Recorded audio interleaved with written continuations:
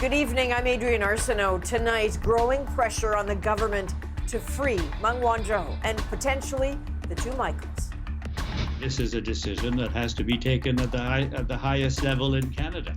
After Michael Kovrig's family spoke out, a chorus of high-profile Canadians are backing them, saying it is time to end the extradition proceedings.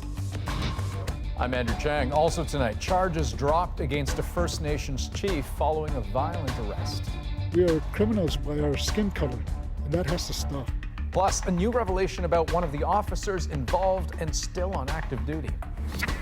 The night we'll never forget. Cheers. Toronto reopens. We're pretty excited. The Atlantic provinces are bubbling and British Columbians can travel. And I think this can be an exciting summer for all of us. But are we doing enough to get a handle on Canada's COVID hotspots? And surviving COVID at 103. I happen to be one of the lucky ones. The emotional return home. This is The National. Pressure is mounting tonight on Ottawa to intervene in Meng Wanzhou's extradition case. And that pressure isn't just from China. It's from inside this country, too, in the form of a letter signed by a string of prominent former politicians and diplomats. It is addressed to Justin Trudeau, urging Canada to drop the case against the WWII executive. The hope is that that will bring Canadians Michael Kovrig and Michael Spavor home. They've been detained in China since just after Meng's arrest. That was 562 days now. Over the past 2 days, we've heard from Kovrig's family, his wife, sister, and father for the first time in all of this. And today, Beijing made clear they were listening to our interviews too. Sasha Petrusek takes us through it all. There was a surprise for Michael Kovrig's family today. New letters from Kovrig himself. They're the first he's been allowed to send from a Beijing jail cell since March, asking them, including his wife Vina Najibullah, what's happening in the world and if there is light at the end of the tunnel. They arrived just days after Najibullah appeared in a CBC interview with a message for China. You are holding an innocent man. Today, in response to the interview, there was no move to set the two Canadians free, but Beijing noted that Najibullah said Canada can terminate the extradition of Meng Wanzhou if it wanted to. This is legal and also helpful to solve the issue of the two Canadians, said a spokesman. The legality of Ottawa intervening to free Meng was underlined in a letter signed by a group of 19 former Canadian politicians, diplomats, and others today, urging the government to step in and abort the extradition trial. That was the main thrust, the main purpose of the letter, to bring it to the attention of the Minister of Justice and the Prime Minister. Mission accomplished. By allowing this to drag on, Fortier and the others argue Canada's foreign policy is also being held hostage. Ending the Meng extradition process now, they say, might not only free Kovrig and Michael Spavor, but would untie Canada's hands at a time when the Canadian government must be fully free to take the tough steps needed to protect and advance our own interests. No, we're not considering that. Justin Trudeau has rejected that approach, and for good reason, says a former Canadian ambassador to Beijing. China is getting more aggressive, not less, and that it doubles down on any technique that it finds to have worked. And we can expect it to double down on hostage diplomacy if, in fact, we are seen to acquiesce. Indeed, no matter what approach Ottawa takes with China in this debate, cooperative or confrontational, both sides agree there is no guarantee Beijing will let the two Michaels go. Sasha Petrusek, CBC News, Toronto. Now, Michael Kovrig's wife, Vina Najibullah, was watching that Beijing briefing very closely and told me she senses a shift in tone, slightly softer, less angry. And they also got an update that's crucial to the family. For the first time, Chinese officials committed to resuming consular visits for Michael Kovrig when the pandemic allows. He hasn't had one since January. To Alberta now, where charges have been dropped against Alan Adam. The Athabasca Chipewyan chief was accused of resisting arrest. But Adam's claims, bolstered by shocking dashcam video, turned the spotlight squarely on systemic racism within the RCMP. Rafi Boudjikanian spoke to Adam, who is now seeking change. A silent celebration that said so much. You know, we are not criminals by choice. We are criminals by our skin color, and that has to stop. Crown prosecutors dropped the charges against Chief Alan Adam in a court teleconference that barely lasted half an hour this morning. But that wasn't until the whole country saw this RCMP dashcam video from March. In it, Adam and his wife are pulled over by the Mounties over an expired license plate. Adam tenses up as one officer approaches her. When a police officer is there to tell you what is wrong with your license plate, he's not there to grab your wife and mistreat your wife. Then, suddenly, a second officer leaps in. Adam's never seen laying a hand on either officer, but is put in a chokehold and punched in the face. I think everyone who saw the video saw the real facts, that it wasn't the chief who assaulted anyone. It was revealed today the officer who tackled the chief is facing assault and mischief charges himself from an unrelated incident months earlier. He's still on active duty, and an RCMP spokesperson was unable to explain why his previous charge was not made public. We feel we're very transparent when we're releasing information when it regards a member that is charged with a criminal offense, and again, don't have an answer for you at this time. Today, the Assembly of First Nations welcomed the Crown's decision but wants action. I'm grateful that his nightmare has ended, but they shouldn't have been charged in the first place. And Adam himself is calling for profound change. If I had my way, in 5 years, the RCMP should be gone from all native reserves across the country, and we should have our own police force. For now, Adam hopes an external police watchdog agency investigation delivers justice. Rafi Bujikani on CBC News, Fort McMurray. In BC, the RCMP is facing another controversy, a wellness check on a woman in crisis that involved force. In a lawsuit, the woman claims it was excessive and abusive, while the officer claims it was necessary. All of it untested in court. But as Greg Rasmussen shows us, the video paints a stark picture. At issue is whether this was legitimate use of force after a wellness check. I did try to commit suicide, but I never made a threat on her life. Mona Wang's civil lawsuit claims she was suffering from a panic attack when an RCMP officer entered her apartment. I was so weak from hyperventilating and from everything that I just physically could not stand up. And then so she said that I was, disobeying her, not cooperating. Later, Corporal Lacey Browning can be seen dragging Wang out of her apartment, down a hall, and into her building's lobby. She just said, Mona, get up, stop being dramatic. And there was just no compassion, no empathy, and, she didn't try to de-escalate the situation. In legal documents, the officer claimed Wang was armed with a box cutter knife and admits striking the plaintiff several times, but Wang claims she never posed a threat. The RCMP's legal response says the limited use of force by the defendant Browning was no more than was reasonable and necessary. Canada's top Mountie says the RCMP is responding to far more mental health calls, and it's often an issue of public safety. When somebody's wielding a knife and they're suffering from a mental health crisis, that is not the time to bring in mental health practitioners.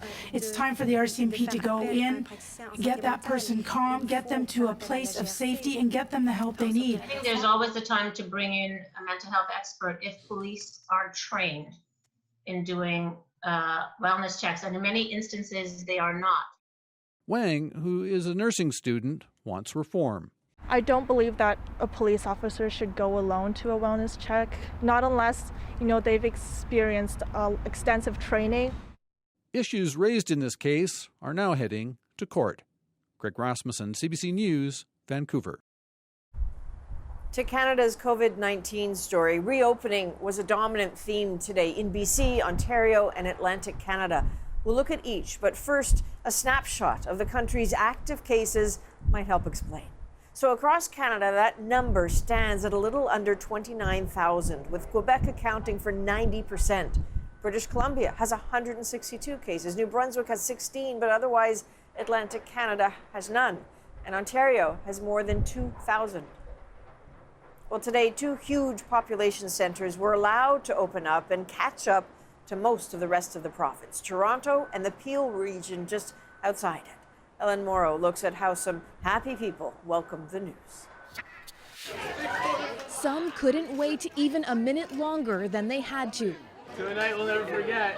This downtown Toronto bar opened just after midnight and filled up in no time. It's a little bit weird to be around people, but it also feels normal. Cold beer's delicious. A version of normal anyway, after months of lockdown and financial uncertainty. You go from 100 to 0, it's essentially catastrophic. We're lucky that we're in a position to reopen. But it's not business as usual. Painstaking preparations for physical distancing, protective gear for staff on patios and in nail salons, also reopened today. Phones already ringing off the hook. Getting else, how can I help you? Toronto is one of the last places in Ontario to enter Phase 2. The city has nearly half of the provincial total of COVID-19 cases, but the numbers are on a downward trend. I think this is a good condition for reopening to occur, but we still have to keep a close eye. The thing is that if we're not careful, we can start to see a spike in cases. Windsor in southwestern Ontario will move into Phase 2 tomorrow, but some nearby towns will remain stuck in Phase 1 following deadly outbreaks among migrant farm workers. If you see a migrant worker, matter of fact, maybe you should go up and say, thank you for working your back off. Back near Toronto at a mall just reopened, some nerves. I think it may be a bit early. But also a feeling we have to start somewhere, says this doctor out shopping. Every step you take in life is a risk. It's nice to see people coming back. With the excitement of reopening also comes the ominous question, can we avoid a second wave? To do that, doctors say, people have to remember physical distancing, to wear a mask when that's not possible, and to have good hand hygiene. Ellen Morrow, CBC News, Toronto. Now, as Ellen mentioned, the situation among migrant farm workers remains very serious, especially in the Leamington area, where COVID-19 is compounded by fear. Aaron Saltzman looks at new efforts to get things under control. In sunny Leamington, Ontario, migrant workers are the engine powering the billion-dollar-a-year agriculture industry. They're also falling victim to COVID-19 in outsized numbers, nearly 500 cases and 3 deaths. We're here to support the essential workers who come here every year to help put food on our tables. Today, the Ontario government announced a 3-step approach to reduce the spread of the virus. Protection under the Employment Standards Act, the same as any other worker would get. New guidelines that would allow asymptomatic workers to stay on the job. And on-site testing. Of the 8,000 workers in the area, fewer than 10% have been tested for coronavirus. Farmers say many workers are afraid of government, of losing their jobs, of being sent home if they test positive. Temporary foreign workers mostly come from countries where corruption is rampant. They already don't trust the government in their country. I want to send a clear message to the temporary workers. No one will lose their job if you have COVID-19. No one will be sent home if you have COVID-19. The Ford government is still passing the buck. Critics say measures announced today do nothing to address the underlying causes of the outbreak. Migrant jobs that are excluded from certain safety standards, crowded living conditions with little or no chance for physical distancing. There is no regulations. It's a wild west of the absence of protections for agricultural workers, specifically for migrant workers. And testing a few more workers, he says, won't change that. Aaron Saltzman, CBC News, Toronto. Meanwhile, BC is moving into its next phase of reopening. That means more opportunities for travel within the province with the reopening of hotels and resorts. Phase 3 will also see movie theaters and the province's film industry mobilize again. Recent projections show the province could safely increase social interactions without seeing a spike in COVID-19 cases. Atlantic Canada is launching a 4-province bubble. New Brunswick, Nova Scotia, Newfoundland and Labrador, and PEI will all open up to each other next week. Travelers welcome, no isolation necessary. But Kayla Hounsel shows us that COVID-19 confidence only goes so far. That famous Peggy's Cove Lighthouse hasn't been getting the attention it's used to. Now, it might just get busier with the introduction of the Atlantic bubble. it'll help us for sure. It'll help increase the traffic for this summer and give us a better chance to increase our revenues. The Atlantic provinces have been restricting travel to varying degrees, but as of next Friday, residents will be able to travel between the 4 provinces without self-isolating. The premiers insist they're only doing what their medical health officers agree is safe. This whole idea of being forced into an Atlantic bubble is simply just not the case. I think it's based on the science and data and facts that are before us.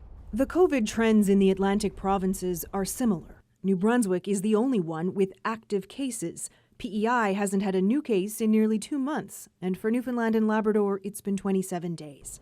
But the Atlantic provinces are already talking about bursting their bubble and welcoming the rest of the country in just a few weeks. I am absolutely happy with the Atlantic bubble, but I think it's far too soon to open up to the rest of Canada. Quebec and Ontario are, a little rougher than what we are. Even an Atlantic bubble will bring families together, some for the first time. Wendy Thompson and 2-month-old Willow live in Nova Scotia, but their family is on Prince Edward Island. And they haven't been able to meet the baby yet, so we're pretty excited to be able to get over there as soon as we can. But some fear easing restrictions will bring COVID back. This pastor lives on PEI but has a Nova Scotia license plate. Prior to the bubble announcement, she says this note was left on her car by someone who assumed she was breaking the rules. It said, go the bleep back to the mainland. But for a region that relies on tourism, the rewards of increased travel may outweigh the risks. Kayla Hounsel, CBC News, Peggy's Cove, Nova Scotia. Well, several Toronto Blue Jays players and staff have reportedly tested positive for coronavirus. It comes less than a week after their spring training complex in Florida was shut down after a player showed symptoms of the virus. Major League Baseball recently approved a 60-game season starting next month. And 2 top golfers pulled out of the Travelers Championship in Connecticut after their caddies both tested positive for coronavirus. This is the 3rd event to be played since professional golf returned from its shutdown. Now we're getting our first clues about immunity to COVID-19. A recent study shows how long antibodies to the virus last in those who showed no symptoms or had mild symptoms. Christine Birak tells us what these findings could mean. One key to unlocking this pandemic is figuring out whether patients who've already had the virus have lasting immunity. A new study suggests for a significant portion of those infected, immunity may diminish within months. I think it's amazingly important as far as the information it provides. Chinese researchers compared 37 asymptomatic people to 37 who had mild COVID-19 symptoms. Researchers found more than 90% of participants in both groups had only low levels of antibodies in their blood just 2 to 3 months after being infected. In 40% of asymptomatic cases, no antibodies could be detected after 8 weeks. It starts to kind of give us some information about what the immune response looks like. When a virus enters the body, our immune system creates antibodies to stick to it, so the virus can't enter our cells. Having few or no lasting antibodies doesn't necessarily mean the person can be reinfected right away. Other virus-killing cells might jump into action, but experts say it does cast doubt on antibody testing. Until we know exactly what part of the immune system is protective, it's difficult to be able to do a test and tell someone you're safe or not. In 1/3 of asymptomatic patients, the Chinese study also found lung damage that's been seen in COVID-19 patients. Experts say larger studies are certainly needed, but it's estimated at least 20% of those infected with this coronavirus are asymptomatic. If those patients do not have protective immunity, things will get tricky. That means people can be infected, and that means we can't rely on herd immunity to protect the population. We really need the vaccine. And it will have to offer people something the virus itself may not: strong, longer-lasting protection. Christine Birak, CBC News, Toronto. The U.S. is seeing a steady increase in COVID cases, including in Florida, which saw the biggest single-day jump yet. More than 5,500 new cases. That's a 25% increase over the previous record set just last week. The number of cases has been climbing quickly since the state reopened its economy last month.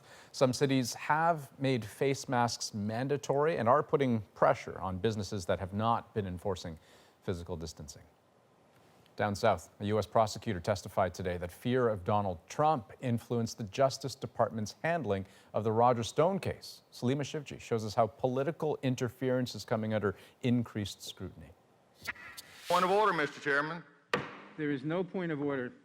How do you know I've not said one? A raucous committee. The key witness, Mr. Zelensky will now testify. a career Justice Department prosecutor calling out his own department, alleging an ally of Donald Trump's was given special treatment over pure politics. He received breaks that are, in my experience, unheard of. This leniency was happening because of Stone's relationship to the president. And the accusations kept coming that Attorney General William Barr is using the Justice Department to do the president's bidding. William Barr poses the greatest threat in my lifetime to our rule of law. Barr has sought to give the president nearly unlimited powers. That investigations were opened into industries that Barr and the president just don't like. President Trump criticized the deal on Twitter. The day after the tweets, Antitrust Division political leadership instructed staff to initiate an investigation. To the Democrats, the witnesses are brave whistleblowers. To the Republicans, it's all hearsay. It's a shame we don't have a serious hearing. It's just a sideshow. The allegations come the same day an appeals court dismissed the criminal case against another Trump ally, even though former National Security Advisor Michael Flynn twice pleaded guilty to lying to FBI agents. The ruling a win for Barr. It also cuts short any closer look at why the Justice Department decided to drop the charges against Flynn in the first place. Thank you very much. Doesn't matter to Trump. He wants to talk about it. And do you think this is a mark of progress in the coronavirus? Very happy about General Flynn. He was treated horribly. He was treated very, very horribly by a group of very bad people. Questions over the Attorney General's conduct and the president's role aren't going away, and Barr will have to field plenty when he testifies before the same committee next month. Salima Shivji, CBC News, Washington. Well, across Canada, reopening is well underway, but for some restaurants, it just isn't coming fast enough. We take you behind the scenes as one restaurant struggles to adapt to the new normal. 10:20, we should have a big lineup out the door. Everyone should be gearing up for brunch. Jarome Iginla was part of some of hockey's most memorable moments. As he becomes a Hall of Famer, we look at his remarkable legacy on and off the ice. And the doctor is in. Dr. Smear Gupta will answer your coronavirus questions. We're back in 2 minutes.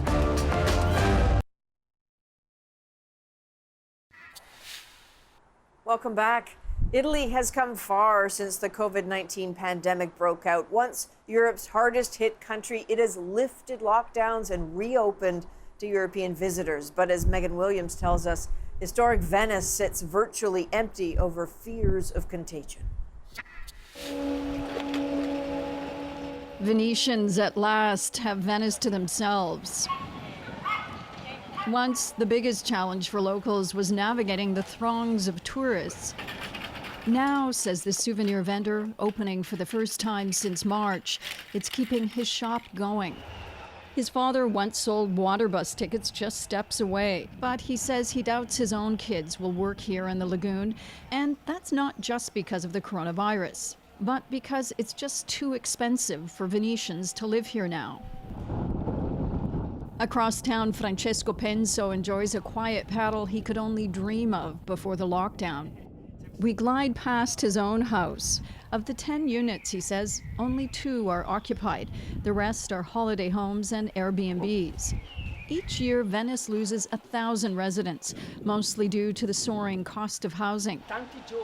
This city councillor says Venice has a plan, offering now empty Airbnbs to students and some 360 vacant apartments to young couples. Wonderful to live in Venice, but it's very expensive, so we have to rent apartment by municipality at lower cost than the normal apartment.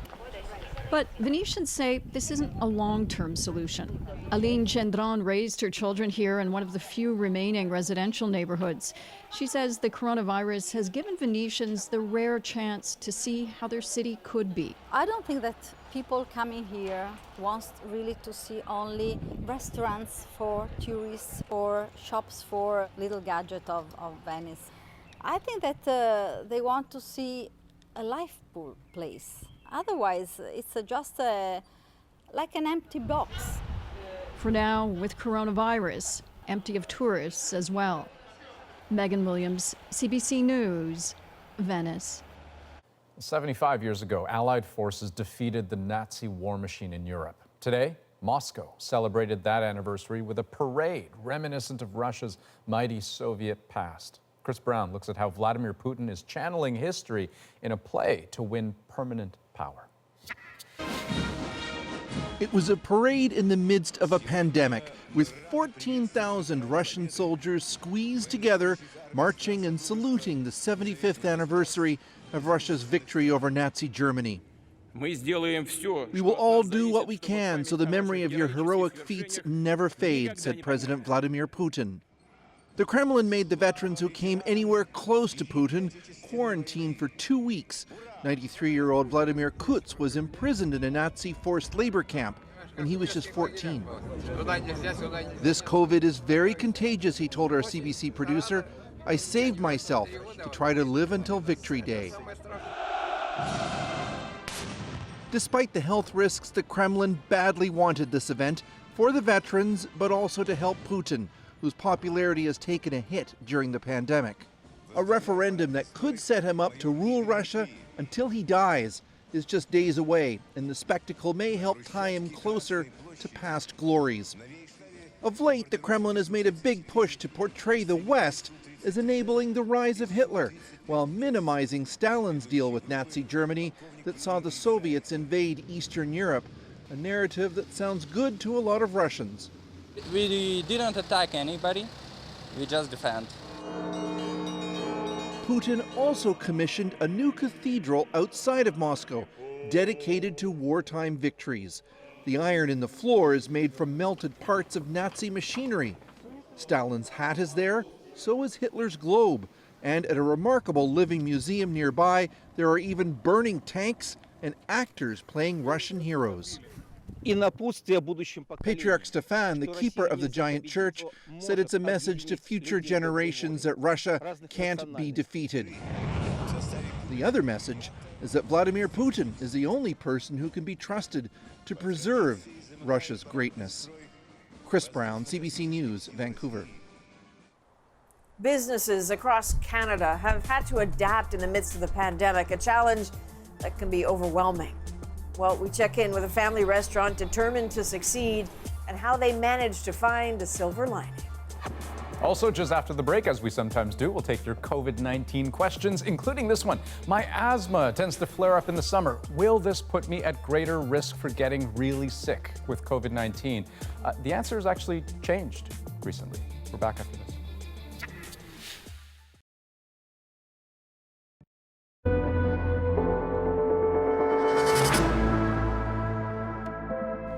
Welcome back. Time once again for your COVID-19 questions, and we're going to get right to it with respirologist Dr. Samir Gupta. Hello to you, doctor.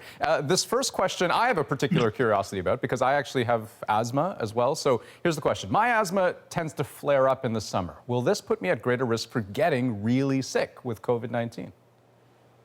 Yeah, it's a great question. In fact, it's a question that a lot of my asthma patients are asking me right now.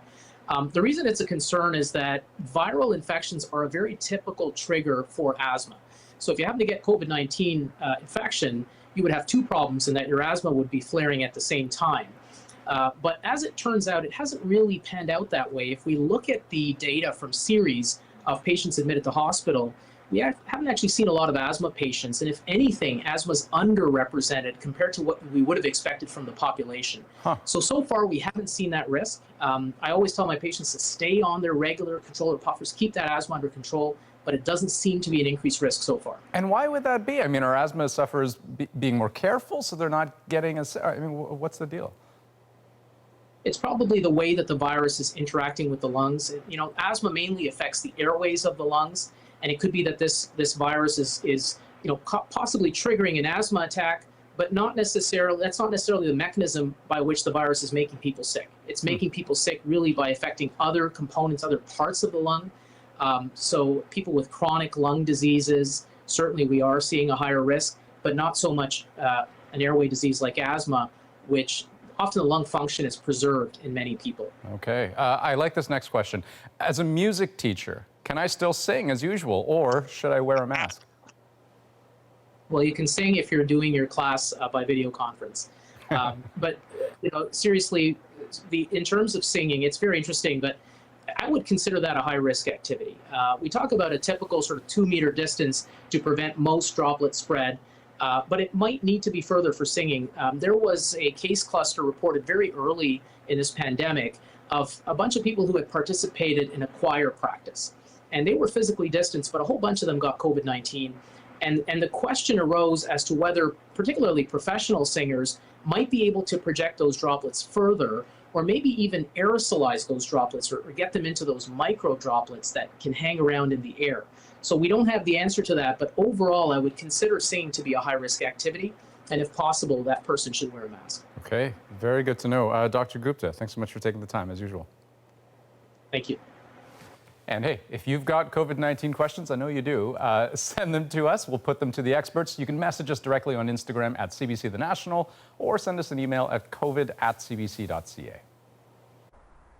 Across Canada, restaurants have been hit hard by the pandemic. That has forced some really difficult choices for small business owners, including those whose establishments enjoyed huge popularity pre-COVID. Nick Purdon looks at what it's been like at Toronto's family-run Maha's. Hello, Mrs. Yeah, open at 8 a.m. till 4:15 is the last order, and then we close up at 4:30. So today is Monday, and it's 10:20 right now, and 10:20 we should have a big lineup out the door. Everyone should be gearing up for brunch, and we've had 2 orders so far.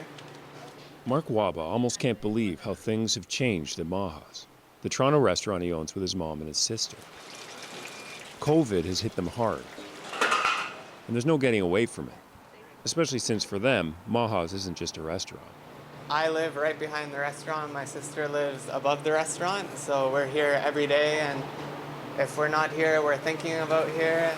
So how is the family keeping Maha's afloat when restaurants are closing? 1 in 5 have already shut down. Monica sees it all over the city. Hearing the news about different restaurants shutting down was definitely really, truly heartbreaking. I can't imagine having to close our doors. Yeah, it's definitely scary. The restaurant is called Maha's after Mom, Maha Barsoom. 6 years ago, she had the idea to open the place with her kids. And it worked, really worked. Maha's has been a huge success until the pandemic. Things have changed drastically because, we are used to the very fast pace, and I'm used to making more than thousands of falafel pieces a day and just waiting to do one and then another hour waiting for another one. And it was hard for me to stand there and do nothing. With almost no money coming in and complete uncertainty about the future, Maha considered the most drastic move. I mean, who wouldn't? I actually said that to Monica and Mark, maybe we should close because everybody was extremely scared. Everybody was really worried. And they both said, no, we will not close. And they were actually tougher than me. I'd come by and say 30 to 35 minutes. Staying open meant making tough decisions. For example, Mark decided not to use delivery apps because of the surcharge.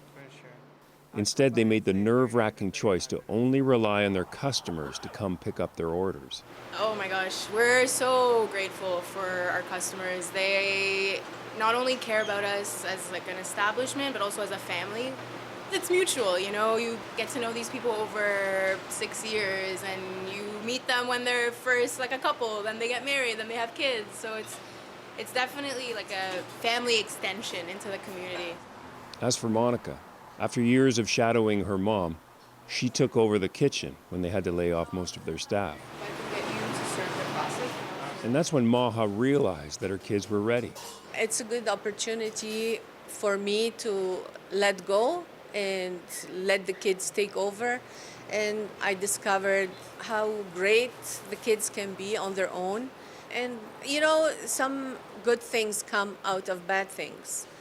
I think this restaurant is Monica and Mark's future.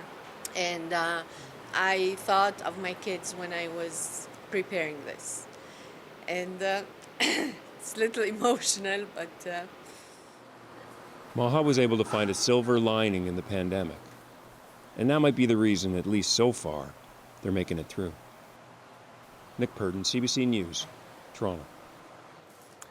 Well, the protests against anti-black racism and police brutality have captured the world's attention. But what about the impact on those most profoundly affected? Some insightful young voices are next. And she's lived through 2 world wars, the Great Depression, and coronavirus. We'll meet Rose coming up.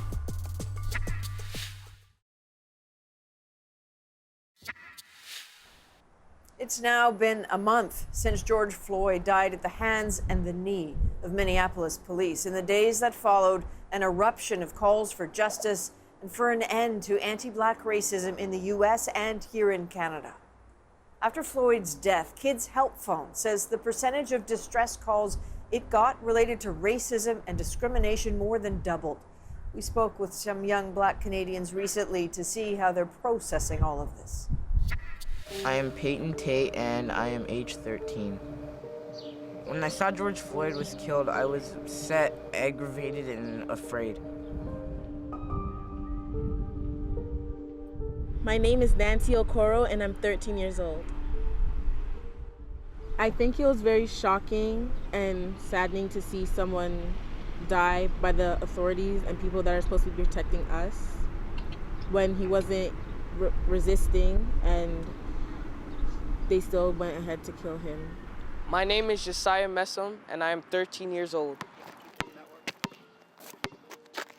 My reaction to George Floyd's death was, it was a mix between anger and sadness that things that go on today that should have ended a long time ago still happen. When I see the protests, I feel kind of like a sense of joy, and I believe that the protesters are doing something great, and that it's good that they're upset about what's going on.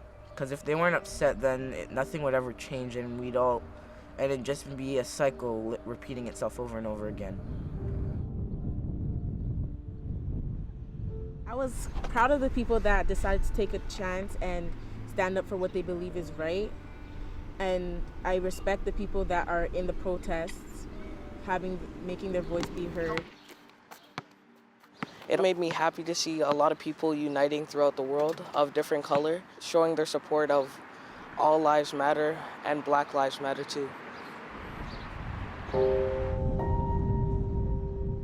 When people see me, I want them to know that I'm Black and I'm here and I'm proud to be Black, and there's nothing wrong with me for being Black. I want them to know that just because I'm Black doesn't make me a criminal and doesn't mean I have ill intentions towards anybody just because of the color of their skin. I want people to know that I am kind and I can be a friend and that I don't pose any threat to them in any way. I want people to know that I'm a strong Black man. I am not scary or anything. I don't steal. I don't do anything bad. And stop judging me when you see me. Just because you like a Black Lives Matter post doesn't mean you're part of the cause. It means that you like the post. There's other things that you can do that'd be much more helpful to fix the cause and, change the system altogether. I feel like I don't have a voice, mostly because of my age and who I am as a person. So, but I know if I do try to do something, I could make a difference within my neighborhood.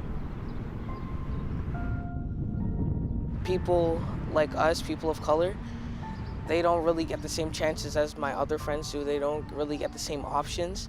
And it makes conversations harder for people that can't really understand what you're going through. If people see my skin color and assume stuff about me, just make judgments right away, I can't really change their mind. A reminder that Kids Help Phone is always there to help. You can call them or text with them 24 hours a day, 7 days a week. Well, he is a Calgary Flames icon and a fan favorite on and off the ice. Now Jarome Iginla is a Hall of Famer, too. A look at the moments that made him great. Coming up.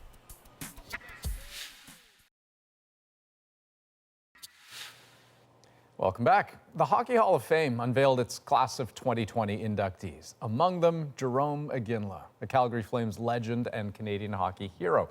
Now, his induction maybe not all that surprising, but as our Aaron Collins explains, in these times, it takes on a new meaning. Honored member in the player category, Jarome Iginla. This moment never really in question. Jarome Iginla, a first ballot Hall of Famer, a player with a hockey resume as golden as the goal he assisted on in the 2010 Olympics. It was arguably Iginla's biggest moment on ice, but there were many to choose from. 1,554 regular season games, 625 goals, a scoring title, and very nearly a Stanley Cup, falling just a disputed goal short in 2004. Teammates say Iginla was a leader on and off the ice, an important trait for one of the sport's few black superstars. His induction into the Hall of Fame, a symbol of inclusion. And I know it means a lot to Jarome. And, you know, he'll be proud of that. And with everything that's going on in the world right now, I mean, it's even, I don't know, it feels like it's even more special right now. Iginla's calm demeanor and decency is much a trademark as his ability to score goals, something that was apparent the first time this hockey broadcaster met him. And I'm standing there with the rest of the media, and I'm nervous but excited. And Jarome Iginla probably reads that off my body language and puts out his hand to shake my hand and says, "Welcome," and everything good. And that gesture meant so much to me that I still remember it to this day. Of course, in the end, Iginla will be remembered most for what he did on the ice, but the importance of who he is to many people of color isn't lost on him. It is an honor in so many ways, but also I think that if there's other kids that other minorities, other black kids growing up and seeing that it's possible. Jarome Iginla is just the fourth black player to be inducted into hockey's Hall of Fame. Aaron Collins, CBC News, Calgary. And Iginla wasn't alone in being inducted into hockey's greatest hall today. Canadian women's star goaltender Kim St. Pierre also got the nod. She's from Quebec, a trailblazer in the game, best known for backstopping Team Canada to 3 Olympic golds and 5 World Championships. Former NHLers Marian Hossa, Kevin Lowe, and Doug Wilson rounded out the players voted in, with Edmonton Oilers general manager Ken Holland included in the builders category. Well, coronavirus is particularly deadly for the elderly. We know that, but not 103-year-old ROS Weinstock. I always said she was like the little tin ducks at the exhibition. You shoot and they come right back up. So we will hear from one tough lady and her very relieved family up next.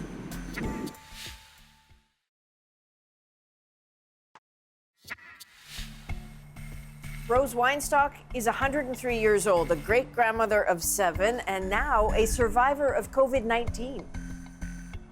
So yesterday, out of the blue, her son Barry and his wife Marna got a call from the hospital. ROS was being discharged. Their reunion after a long separation was a huge relief, and of course, it's our moment. We just got word that they were not just releasing her, they were sending her home. They were kicking her out. Well, this family clearly enjoys a good laugh. That may start with its matriarch. Ma, what was it like having COVID? I didn't like it. You didn't like it? What's it like? Of course, the disease was no joke, but her family was always optimistic. I'll be honest, I'm not surprised. I always said she was like the little tin ducks at the exhibition. You shoot and they come right back up, and that's Mom. Maybe she learned it early. ROS was 3 in 1920 when her father got sick during the Spanish flu. Oh, he was near death, but my mother nursed him through. So what is her secret? I happen to be one of the lucky ones. If you think it's lucky. She's the iron fist behind the velvet glove. She's strong. Oh, she's tough. Feisty. Okay, you're not kidding. So here's another little story about Rose. May 29th, takes a bit of a tumble. The protocol is sends her to the hospital. She has a bit of a cut on her head. The doctor wakes her up, worries about a brain bleed, says, Rose, how's your brain? She said, mine's fine. How's yours? Yeah, well, no wonder she was a favorite at the hospital where she stayed. And apparently another quote of hers when she found out that she was that popular, I wish I wasn't so talented. That's the National for this June 24th. Have a good night. Good night.